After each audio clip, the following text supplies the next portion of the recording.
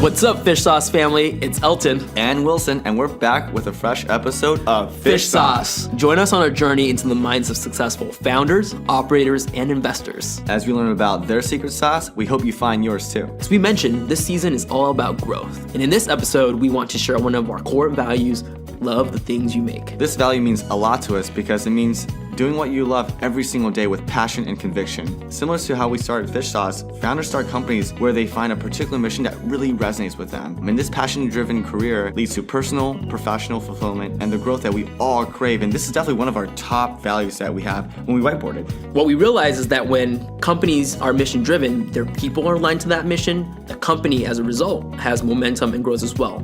Elton and I built a team around passion for sharing stories of successful founders, operators, and investors who have taken that leap of faith to find their secret sauce. And we were joined by an amazing content editor, Christian Edwards, and Patricia from a growth marketing perspective. What we discovered through the process was that our passion resonated with others because our experiences, our personal experiences through pursuing finance and consulting as our first career move, and then transitioning into the startup world really resonated with others who were also in the same shoes. And as we started to build the podcast, the mission got stronger and broader over time. People were listening, subscribing to the stories, and it started with our family and friends, and word of mouth traveled, and one thing leads to another, and now we've grown up quite a bit. So Elton, where are we at right now? The mission and passion has definitely led us to our subscriber base growing, so now we're at over 8,000 listeners and over 80 reviews with 5 out of 5 stars. Pretty good. So yeah, let's keep this momentum going, and hopefully we can continue to share our passions to even more parts of the world. Absolutely. So none of these growth metrics couldn't have been possible without our family value of love the things we make. And this is our theme of this episode. And we definitely are so appreciative of all the support we've had from all the Fish Sauce family and the listeners. So thank you for listening, supporting, liking the Facebook page, following us on Twitter, and subscribing, and really, really appreciate it. And I know we asked for a lot. Elton, do we ask for a lot? Yeah, kind of a lot. Yeah, right? We do, but it comes from a point that we care, and hopefully that we all are on the same mission. So really appreciate it there. Yeah, we're so grateful. So thank you so much for everyone's support. This episode features a true Fish Sauce story of an operator who has taken the leap of faith from the traditional career path to something they love to do. Joun is the co-founder at Rinse, the app creating seamless dry cleaning and laundry experiences. Growing up, James worked at his parents' laundry store, so the industry is very, very familiar to him. After a career in consulting, he went to business school, and then he started investing in healthcare companies. But he realized he wanted to pursue a passion of really helping his parents and other laundry stores around his community through technology to grow their business, thus starting Rinse. James's story epitomizes the Fish Sauce family value of love the things you make because he moved from a steady career path in finance to doing what he loves every single day. Absolutely. So for this episode's growth lesson for James, we learned that both personal and professional fulfillment doesn't only come from doing the right things in a stable career path that a lot of people are hoping and gunning for. He left his job pursuing a hedge fund career, but instead he actually started a company called Rinse from the ground up. Now he's pursuing his passion. As we continue to grow this Fish Sauce family, we're realizing more and more the power of community. I got connected to James through a business relationship of mine as I was sharing Fish Sauce and what it was over some Korean barbecue and soju. He mentioned that he had some awesome guests in mind for the podcast. And then he introduced me to James. So thanks, Paul, for the intro. What's James' secret sauce? Stay tuned to find out. Can't wait. So you definitely are the pure definition of Fish Sauce, one who has kind of taken the leap of faith to do something on your own. Can you describe to us kind of that journey that you took? Growing up, sort of classic immigrant story with my parents who wanted me to study really hard. They took the risk to come over. They put everything into education in their children, kind of had this pressure to just study really hard and get into good school. And so for a while there, my life was about excelling academically, doing well in college, and then sort of taking safe, risk-averse steps in some sense. And so in college, I remember I didn't really know what I wanted to do after college, and I thought, I guess law school? Took my LSATs, chickened out, didn't really know what lawyers did, honestly, and so I noticed that consulting firms were interviewing on campus. I thought consulting in some ways felt like school. 10-week-long projects, you had a beginning, middle, and end. It's like your paper, and you switch off to a new project what felt like a new class. I thought, I could kind of roll with this. And so That was my step to Deloitte. If we kind of fast forward, one of our clients basically poached me. So that's how I ended up in Genentech. And so they're a biotechnology cancer company based in South San Francisco. But the industry itself is just fascinating. Genentech, for example, literally cures cancer. And so in terms of a mission-driven company, it's pretty amazing to work there. But I thought, I kind of want to try my hand in something else, so I applied to business school. Didn't really expect to get in, honestly. Fortunately got in. And when I got in, I thought, I want to continue down this healthcare path. It's something I've built some expertise in. How long were you at Genentech? For 2.5 years. Okay. And so at that point, that kind of qualifies as expertise. But it's just weird. And when I look back at it, you build this momentum, and it's really easy to kind of give this sort of path dependence where you think, okay, I think this is my passion, but is it really just something I've done for 5 years? And so going to business school, I thought, I really enjoy healthcare, and I want to try a different sector. So more on the investing side, I felt like it could tap into different parts of my brain. And so I went to school with the intent of, hey, I want to get out of here and try my hand in late stage venture or something in the finance world. When I was applying for business school too, I was thinking what are some areas that I haven't tried? Like I think you mentioned sector or function of an area. I think investing is interesting. And a lot of our peers actually are considering business school at age, call it from between 25 to 30 or something over in that area. How would you recommend they think about business school? Yeah, so I think there are a couple different types of use cases, if you will. So there are folks who would academically and if you think about sort of knowledge domains would benefit from learning business. And I could see my peers from the Peace Corps or the military, and that's real. Other folks may not need that, and if you're in that boat, you want to ask yourself, hey, there's an opportunity cost. It's real. It's no joke. Why are you going? And I think a popular answer would be, hey, it's the network and the people that I'm meeting at school. And that's a fine answer too. But then also having a plan going into school. So assuming that one gets in, I wouldn't use it necessarily for exploration, even though a lot of people tell you that. I think you need to have a plan, because I've seen it too many times where people say, hey, I'll do this internship for this summer, and it's like, that doesn't really fit for me, and then they're sort of caught in this weird position upon graduating. So whether a plan meaning I want to stay in this sector or this function, that's a plan. Could you share a little more about the startup you're working on and what it is? Sure. So in 2013, I helped co-found Rinse. At its core, we pick up, clean, and deliver dry clean laundry. Doing this has been the best and hardest job I've ever had. And it probably relates to the same reason where the rate of learning is so intense. And if I look back in the almost 5 years I've been doing this, I've had multiple jobs. And it's probably an answer you get a lot, but it's exhilarating because you're reinventing yourself so much. Part of business school is leaning on a network of people who've been through that before, who can give you that foresight of what to do, what not to do, and give you the heads up, especially for someone who had transitioned from more of a consulting type of background, even though operating in Genentech, that's a big company. And so the things that you're doing in a big company, scale-wise, not as relevant to two people in an apartment room, hashing an idea totally different. So right before starting Rinse, you were in healthcare investing. And how did you make the rapid leap from investing into being an entrepreneur? Yeah, so I think it was more of a gradual process looking back on it. So part of my job was meeting with management teams who were raising capital. And I would meet with hundreds of these teams every year. And after a while, I thought to myself, it'd be amazing to kind of do what that side of the table was doing. And so that planted a seed because I enjoyed what I was doing intellectually, but also missed doing stuff. As an investor, you're somewhat removed from the actual action. Can you tell us more of the joy of doing stuff? What does that actually mean, doing stuff? Yeah, I mean, whether it's building a product, getting a service out there, seeing customers delighted or not, that's doing stuff. And also at Genentech too, I remember I was in the strategy arm, and you're doing a lot of interesting work, but you're removed from the physicians and the patients and the payers. So doing stuff felt even one step removed at that scale too.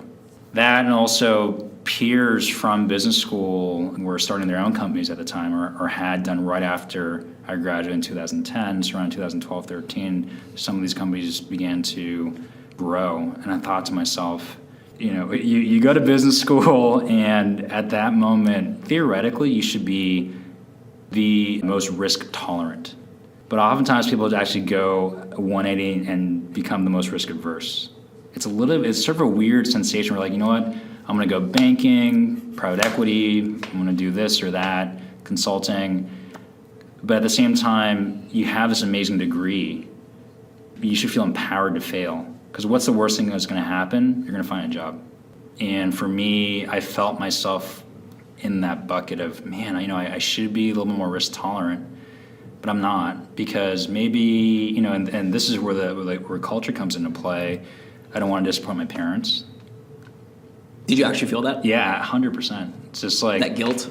Yeah, it's this guilt where, for them, they'd immigrate over here, and part of this relates to founding Rents. They work in they're dry cleaners. I'm a second generation dry cleaner. Gave up everything for me to flourish here. And for them, it's just hard to comprehend. Why would you walk away from something that's so set and consistent and predictable for the uncertain? It just doesn't compute. So when you're going through that thought process, did you quit and then try to think of ideas and then start, or at the same time were you moonlighting, where you were thinking ideas at night, trying to find co-founders, pitching ideas? Yeah, I remember the first thing I did was I wanted to start a company in healthcare, and I felt myself kind of just drawing and ideating by myself. And I thought, why am I doing that? My co-founder now and I had always kept in touch. Periodically, we would meet up and actually ideate. He has more of a consumer services background. I had a healthcare background. It would be a nice counterpoint in terms of ideating. So we were doing this in the background, but I was always thinking, hey, healthcare. I remember we were meeting up for breakfast. I was here in San Francisco, living in New York at the time, for a conference. Before going to that breakfast, I dropped by my parents' store. They've been dry cleaners for almost 30 years. They worked together. Prior to that, my dad worked at a liquor store. So these are very, kind of classic immigrant types of jobs. And they put me to work when I was really early in age. And so every summer, weekend, even at home, it's just hey, you're our son, you're gonna go to work. And so that's literally my first job in life. But visiting them that one time, and noticed that a very simple problem was that we're the customers. The machines that you're used to hearing were in the background as you walk in, it just wasn't happening. And that causes a bit of a spiraling effect where if you don't have the customers to sustain the operating machines, you have to reduce people's hours. It kind of just downward spirals from there. And so I thought, where do the customers go? And knowing that my aunts and my uncles who are also in this business, same question. Every Thanksgiving for years, we just talk about dry cleaning. When we're all together. And for me, the thought here was, okay, well, I think I might know the answer. One is customer sentiment and behaviors migrated slowly offline to online. And at that time, in 2013, Uber was really taken off, but it made delivery more accessible, more affordable. And so the customer expectations, having services, food, product delivered to you, we take it for granted. But even getting food delivered here in San Francisco was like, whoa, crazy, right? Mm-hmm. And so I think the combination of that effect was leaving a whole generation of owner-operators who were brick and mortar, old school. My parents don't know Facebook or Yelp, cash only. And so you have this entire cohort of owner-operators who feel a little bit disenfranchised and feel like, hey, what do I do? I usually kind of try not to get too excited and wait a couple of days and try to defeat ideas in my head. But this was kind of stuck because also it was important to me, in terms of helping people out and helping immigrant owner-operators out especially. And so I remember that breakfast with my co-founder. He was talking about the Uber trend. You press a button on your phone, something happens, which is pretty amazing. Yeah. And I said, will this work for dry cleaning laundry? And he looked at me and he pauses and he said, yeah, that may work. And I remember he said, yeah, we need to run a test. We need to do this. I'm like, whoa. I'm here for like a day. But I said, you know what? I'll sign up for a test. So I flew back a month later, borrowed my parents' minivan, this 93 Mercury Villager, signed up 10 of our friends, drove to their houses, picked stuff up, got them cleaned at my parents' store, and then delivered it back. There's no packaging. It was just like you were texting, hey, we're 8 minutes away. And this is where you'll really understand whether you have some sort of product market fit, even amongst early adopters, is that after the service was over, that one cycle of cleaning, all 9 of them came back and said, hey, when are you coming back and we'll pay you? And I'm like, oh my gosh, they don't feel sorry for us.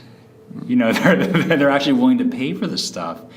We've seen a lot of the Uber for X kind of businesses. We see that in food delivery, and there's a whole food delivery war. I think you're in the middle of sort of this laundry cleaning war, so to speak. There's like a couple of companies around, and we saw that Wash.io left the game, and we see there's a couple of other competitors like Fly Cleaners, Cleanly, or a couple of other ones that are around. What are the factors that determine the winner in this market? Have you been thinking about, is it a winner take all?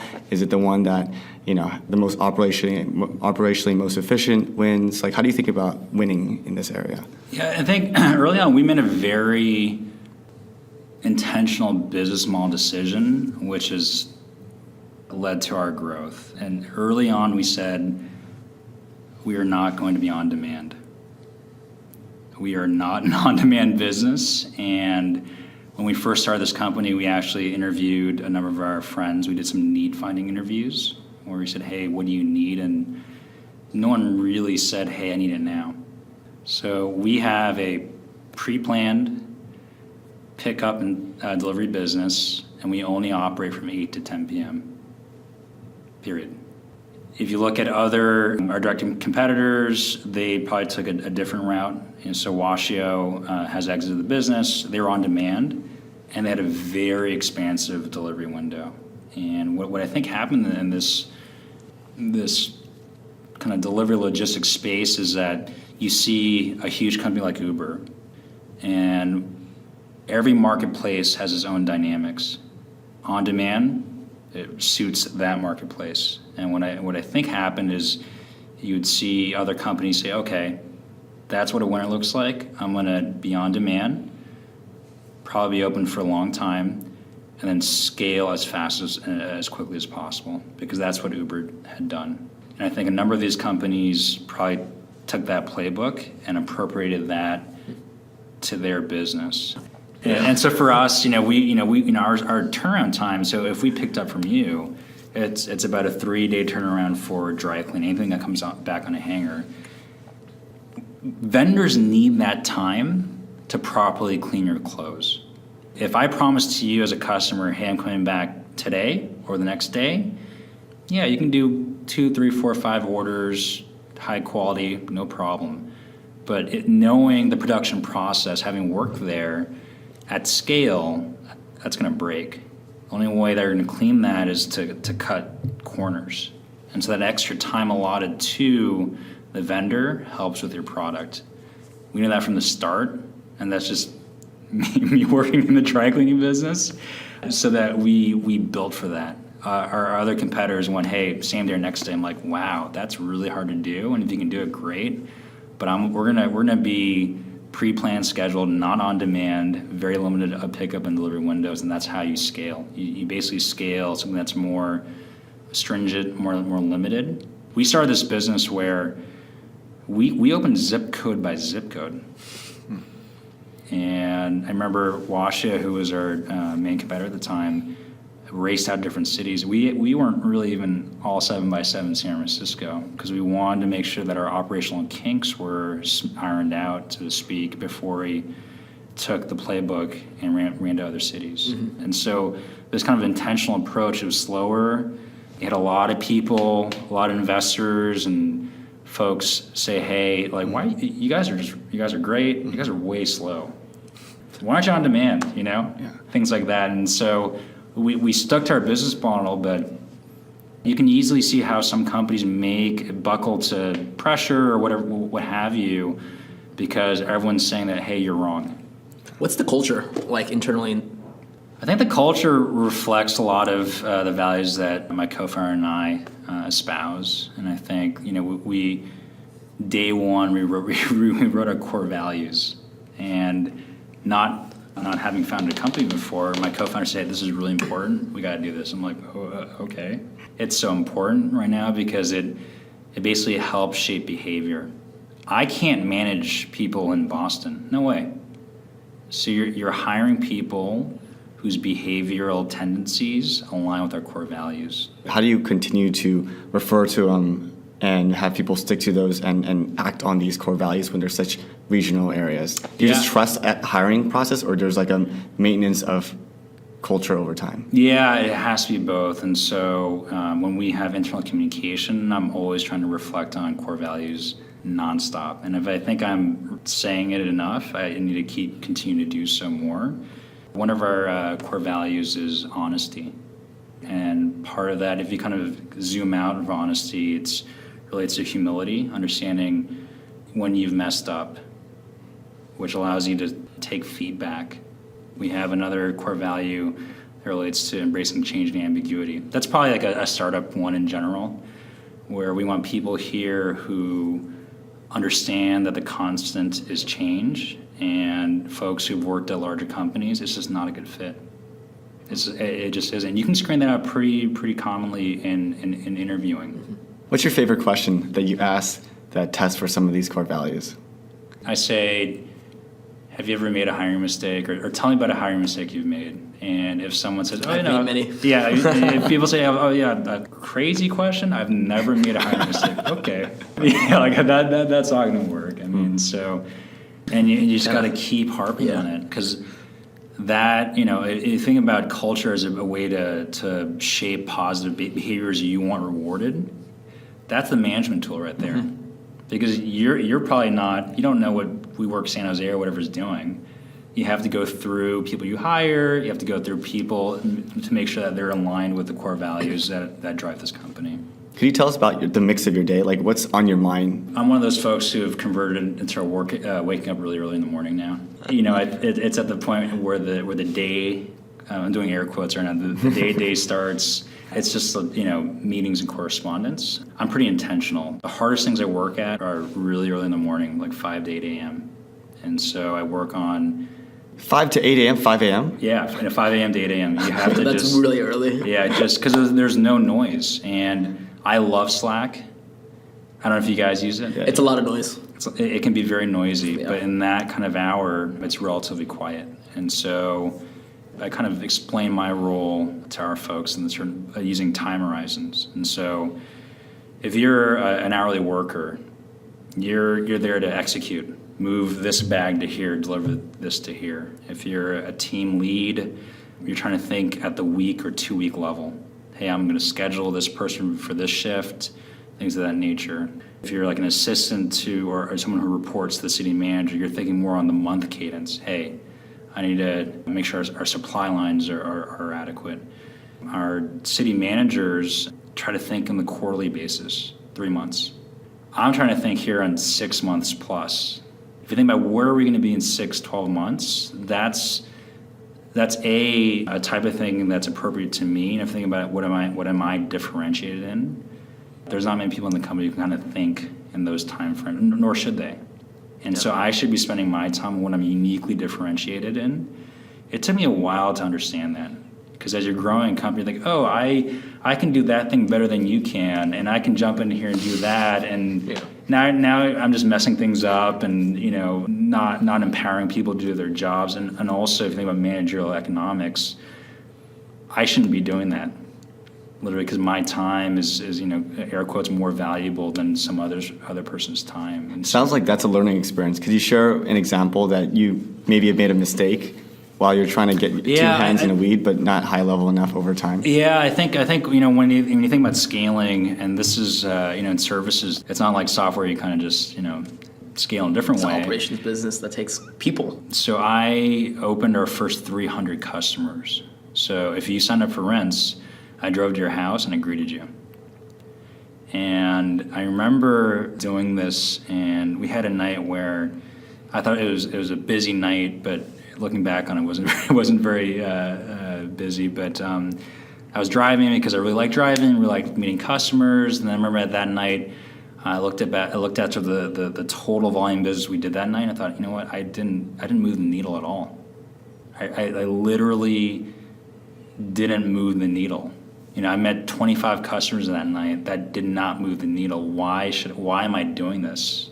I had to kind of give that up. And giving that up, you're thinking, oh man, this other person can't do it. And one of the challenges now I see is, you know, when people grow from an individual contributor role to either managing process or people, it's difficult. They can be an amazing individual contributor, but the skill set is very different. And letting go and effectively delegating is really hard.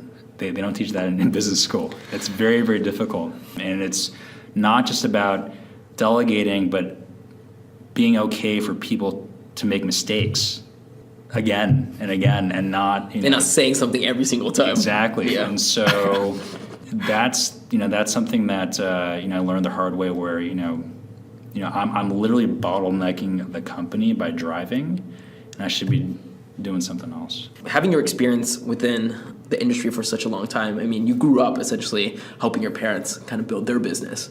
What are some of the surprises that you've learned in this new age industry? My mom and my dad gave me advice after I convinced them of what I'm trying to do. You know, they said, okay, it's clear, James, that you're going to do this, and I'm going to give you pieces of advice. My mom said, hey, if you're going to be the biggest dry cleaner in Pacific Heights, what are you doing? Why are you leaving your job? You need to make this worthwhile. So like, okay, great. So my mom is sort of the front of the house. So she greets customers, customer face. My dad's the back of the house doing operations. My dad said, there are some very fundamental rules to dry cleaning. I'm going to tell you this right now. And this is based on 30 years of experience. And what's surprising about this is that this is so true.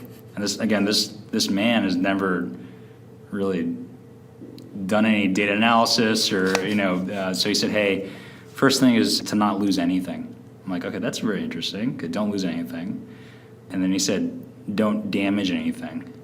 And it's in that order because if you damage something, you can fix it. If you lose it, it's gone. And the third, try to clean as best as possible. And so that's translated into inventory control. We were religious about inventory control. We use a lot of scanning technology to understand where things are. We partner with the best vendors who understand how to clean. And I remember going to our first couple of vendors, bringing my dad, who could just be that person who can really suss out, hey, do you understand cleaning? And so like in some ways, like the most like low tech advice, it's just been absolutely true. One of our core values is, take ownership, and it actually says, no one's above, wiping the windows, sweeping the floors. And I think part of where culture comes is this blue-collar immigrant mentality, because that's what people have to do. I'm not above it. I think if you asked me before, hey, what's a culture like? I think there's a sense of being blue-collar, being humble. I think humility goes a real long way. One of ours at Fish Sauce is make your mom proud, which we like a lot. Yeah, I mean that's actually a core value of ours too. Oh, really? Yeah, it's make mom proud. Oh, wow. 100%. We didn't know that. That's awesome. You mentioned your parents and a little bit of your upbringing. Could you give us a little more color of what that's like? What is your ethnic background? Oh, yeah. Where did you grow up in? Talk about those, your cousins, your aunts. It seems like the whole community kind of matters. So I'm Korean American. My parents immigrated from Korea, I think in the 70s. I grew up in San Francisco. Not many people that I meet, apart from my high school and grade school friends, are from the city, and I've seen the city just change tremendously. Yeah, how has it changed, curious? Oh boy, everything's more expensive. We're in WeWork right now, and it's different. It used to be a lot rougher. I'm going to tell you that right now. So I grew up doing that. My uncles, my aunts immigrated here as well. I have a brother. We all live kind of close to where we grew up in the Outer Sunset. And so yeah, it's been great. They've worked here. They initially moved to Chicago, moved to San Francisco. The weather was a lot better.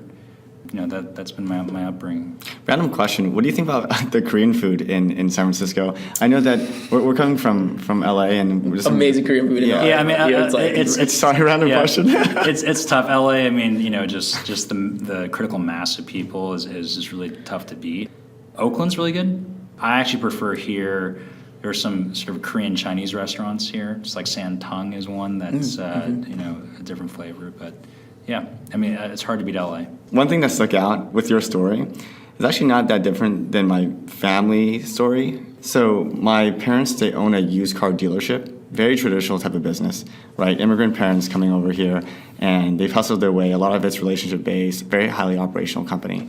And my brother, he left Google to work for an online used car marketplace. So it's a kind of tech-enabled new version of it. And what's funny is that my brother's business is really disrupting my dad's and my parents' business over time. So what do your parents think of what you're doing now? Are they proud of what you're doing right now? Do they wish you'd done something else? And is the jury still out? I think they're very proud. I think initially when we first started, they were like, "What are you doing?" I think it's one of those things where because we made the explicit choice to not vertically integrate, to partner with people who are good cleaners, who could use the volume, I think that makes me proud. So we have a network of vendors all across America that we're partnering with. They tend to be immigrants too. They need to put food on the table. They need to send their kids to school too. And so that's a part of rents which is really important to me, because every time I just think about my parents and what they had to go through too. There is a little bit of a disruption from the consumer end, but I'm really happy to say that we're partnering with existing establishments. So when people look at your profile and have followed what you've done on LinkedIn, let's say, et cetera, it seems like you've made the perfect decisions every step of the way to get to where you are. What are some instances where you would have changed the direction or done something different? I think out of business school, I should have been more risk tolerant. So again, I think the investing job I learned a lot. It was great, but looking back on it, there was some inertia where, hey, I'm in healthcare, I'm going to be an expert here. I really do have some passion for it, but that was kind of the reason. And so going into the job, I realized, I'd say fairly quickly within a year or so, I don't know. And so if I had to reverse it, I probably would have done something different, something that, and I don't want to say more entrepreneurial because it's hard. It's just hard to kind of think of the counterfactual, I'm literally sitting in that seat that you were in. I don't know when you graduated, 2013? 2010. Yeah. 2010. I'm also graduating in 6 months, roughly. And Elton and I talk about, I'm literally straddling the opportunities. Should I do venture investing or should I do more startup and operating role? And both are very interesting to me, right? Yeah. And what do you tell someone like myself who's thinking about this sort of chasm or business school aside, what do you tell people who are interested in startups? How do you find the urge and the feeling to just take that leap of faith? What do you tell them? Well, I'd say first of all, I'll tell you, in a year and then 2 years, you and all your classmates will be in different jobs. I've seen that happen before, so don't try to overthink it. And if you have classmates who are going to do banking for 2 years, they're going to be a different job. It's just going to have there's turnover. So even if you make this choice and it's somewhat monumental, you can get out of it. And in fact, pretty much all of your class will. So that's one. It's kind of case by case in the sense that, depending on where you're at in your career, I think if you are just out of college, for example, I do think there's something important about going to a company where you can learn. So, whether it's the investment banking or consulting curriculum, you learn some pretty good skills there. Now, with that, you should feel emboldened to kind of make a choice. And if you're thinking about the startup world, there's different phases.